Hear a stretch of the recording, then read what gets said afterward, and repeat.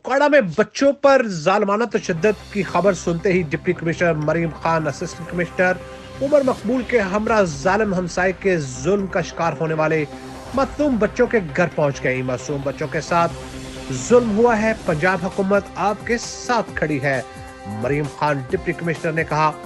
Deputy commissioner ने जालिम शख्स के खिलाफ कार्रवाई करते हुए कहा कि मजलूम खानदान के साथ हर तरह से ताउन किया जाएगा। आपको अहम खबर से आगाह कर रहे हैं।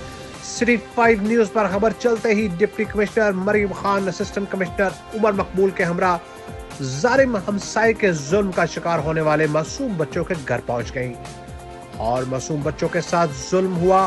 पंजाब हुकूमत आपके साथ खड़ी है, जालिम शख्स के खिलाफ कार्रवाई जारी रहेगी, मजलूम खानदान के साथ हर तरह से ताउन किया जाएगा, कहना था Maryam Khan, commissioner deputy commissioner Okara.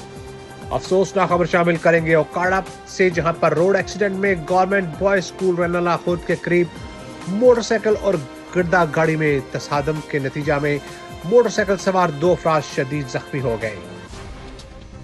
हादसे की वजह से शॉर्ट सर्किट के बायस मोटरसाइकिल में आग लग गई।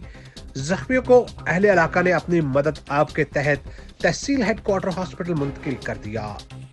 एक अफसोसनाक खबर दे रहे ओकाड़ा से, जहां पर government boys school Renala Khurd के करीब मोटरसाइकिल और गधा गाड़ी आपस में टकरा गए।